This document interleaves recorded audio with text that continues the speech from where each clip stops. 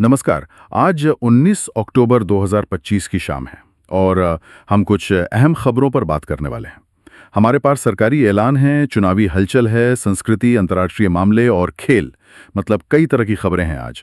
तो आज हम क्या करेंगे? हम इन सारी खबरों को देखेंगे, कुछ खास बातें निकालेंगे और समझेंगे कि इनका मतलब क्या है हमारे लिए। चलिए शुरू करते हैं। और शुरुआत एक दिलचस्प खबर से। अयोध्या में दीपोत्सव का नया रिकॉर्ड बना है और उधर बिहार में चुनावी समीकरण बड़े दिलचस्प हो रहे हैं। पहली खबर लेते हैं आपदा राहत की। केंद्र ने कर्नाटक और महाराष्ट्र के लिए, जहां बारिश और बाढ़ से काफी नुकसान हुआ है, एसडीआरएफ की दूसरी किश्त को मंजूरी दी है, करीब 2000 करोड़ रुपए। हाँ, ये काफी जरूरी कदम है।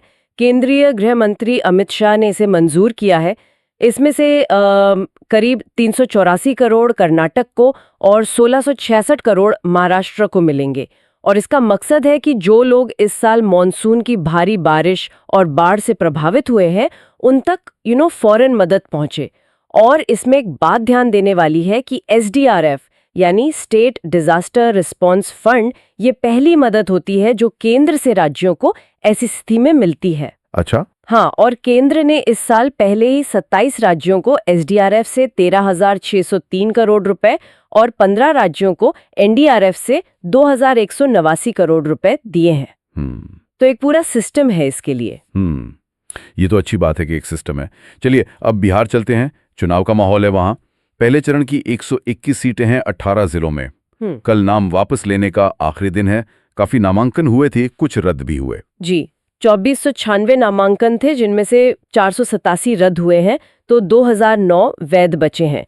कल शाम तक तस्वीर और साफ होगी कि कौन कौन मैदान में है। और दूसरे चरण के लिए भी नामांकन कल खत्म हो रहे हैं। 122 सीटें हैं 20 जिलों में। उसके लिए भी 1000 से ज्यादा नामांकन आ चुके हैं। हाँ, उसके लिए नाम वापसी की तारीख 23 अक्टूबर है और वोटिंग तो फिर 6 और 11 नवंबर को है ही, 2 चरणों में। लेकिन बिहार में इस बार मतलब महागठबंधन में कुछ पेच फंस गया ऐसा लग रहा है।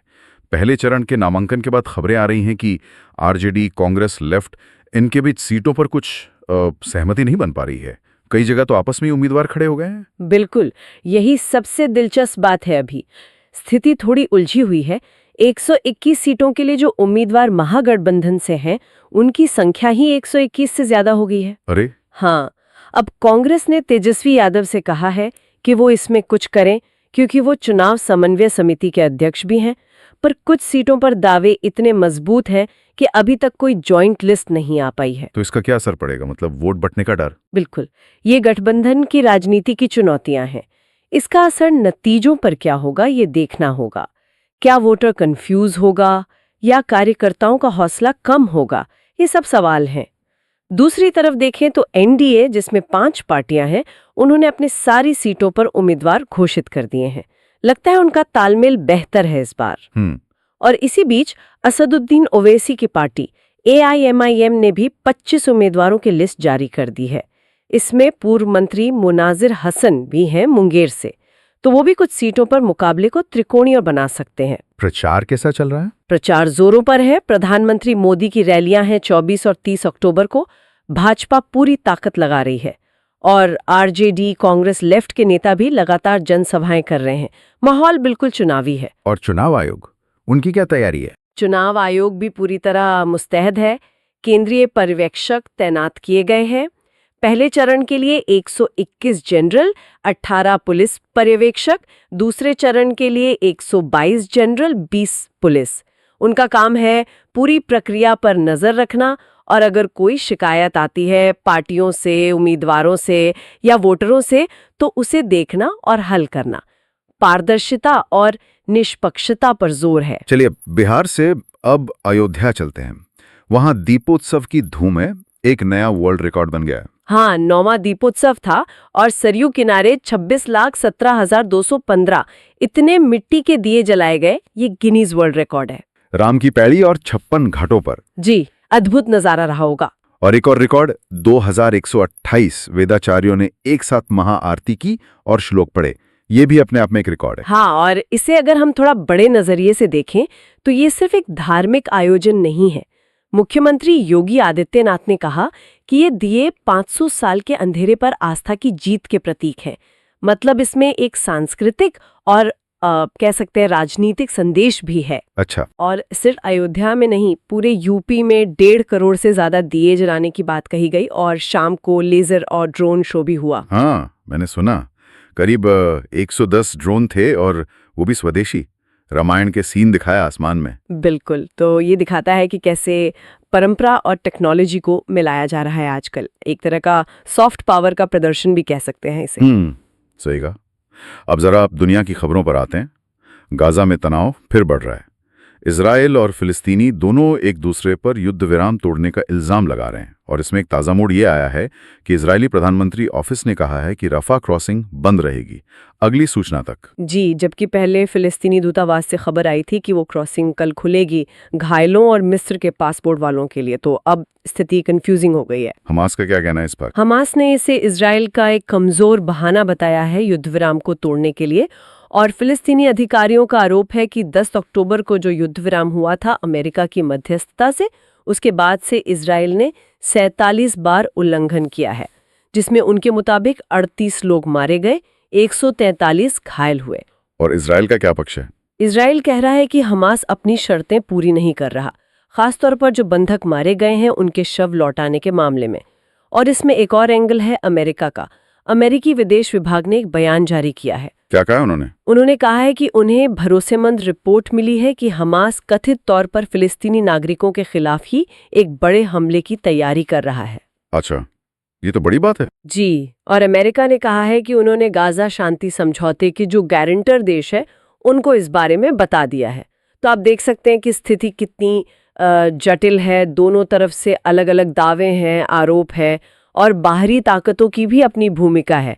ऐसे में सच क्या है ये कहना बहुत मुश्किल होता है। हाँ, ये बात तो है। चलिए अब खेल की दुनिया में चलते हैं। बैडमिंटन से शुरू करते हैं। भारत की युवा शटलर हैं तन्वी शर्मा। गुवाहाटी में जूनियर विश्व चैंपियनशिप चल रही है।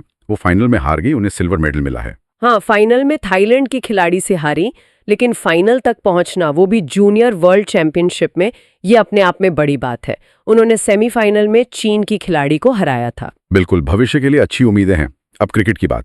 इंदौर में महिला वनडे वर्ल्ड कप चल रहा है। इंग्लैंड ने भारत को 289 का टारगेट दिया था और जब आखिरी खबर मिली थी, भारत ने 3 विकेट पर 187 रन बना लिए थे 34.2 ओवर्स में। मैच अभी चल रहा होगा। जी, इंग्लैंड ने पहले बैटिंग करते हुए 8 विकेट पर 288 रन बनाए थे 50 ओवर में। भारत अभी पॉइंट्स टेबल में चौथे नंबर पर है। देखते हैं मैच कैसा रहता है। और पुरुषों के क्रिकेट से खबर अच्छी नहीं है। ऑस्ट्रेलिया में पहला वनडे था पर्थ में।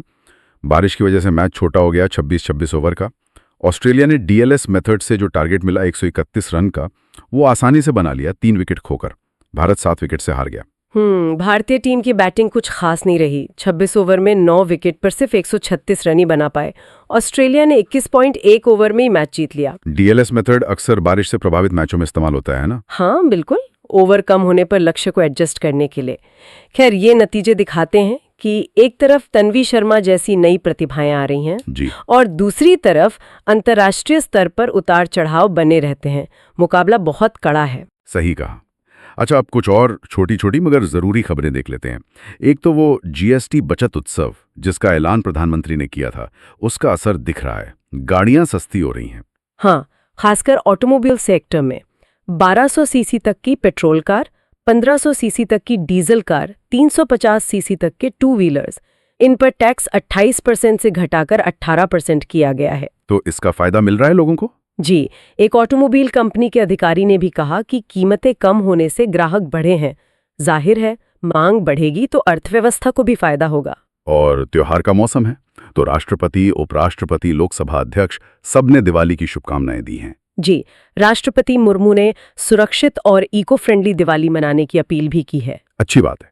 और इसी त्योहारी सीजन में रेल मंत्री अश्विनी वैष्णव ने आनंद विहार स्टेशन का अचानक दौरा किया, यात्रियों की सुविधा और सुरक्षा देखने।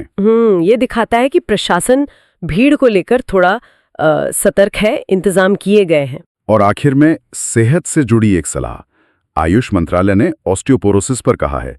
कल वर्ल्ड ऑस्टियोपोरोसिस डे है। हाँ, उन्होंने खासकर बुजुर्गों और महिलाओं को सलाह दी है कि हड्डियों की इस बीमारी से बचने के लिए आयुर्वेदिक उपाय अपनाएं, अच्छा खाएं और थोड़ी कसरत करें। मतलब लाइफस्टाइल का ध्यान रखें। बिल्कुल, इससे हड्डियां मजबूत रहती हैं। चलिए, तो आज हमने काफी सारी खबरों पर बात की। महाराष्ट्र, कर्नाटक में राहत कार्य, बिहार का चुनावी दंगल, अयोध्या का दीपोत्सव, गाजा का तनाव, खेल के मैदान की खबरें और जीएसटी से लेकर सेहत तक की बातें। हाँ, तो इन सब को अगर जोड़ कर देखें तो क्या समझ आता है? यही कि कैसे देश की नीतियां, राज्यों की घटनाएं, दुनिया के मामले और हमारी संस्कृति सब एक दूसरे से जुड़े हुए हैं।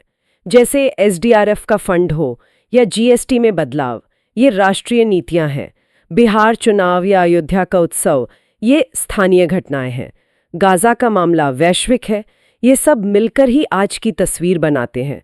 और इतनी सारी सूचनाओं के बीच जरूरी ये है कि हम समझें कि क्या हो रहा है और क्यों हो रहा है, उसका बड़ा मतलब क्या है। बिल्कुल। तो आज की चर्चा के बाद एक सवाल शायद हमारे सुनने वालों के मन में रह जाए। बिहार में जो ये गठबंधनों की उठापटक चल रही है और जिस तरह से प्रचार हो रहा है, इसका वोटर पर क्या असर होगा? नतीजा किस तरफ जाएगा? या फिर गाजा में जहां इतने दावे और पलटा दावे हैं, क्या वहां शांति की कोई उम्मीद है या ये तनाव अभी और खींचेगा? सोचने के लिए काफी कुछ है।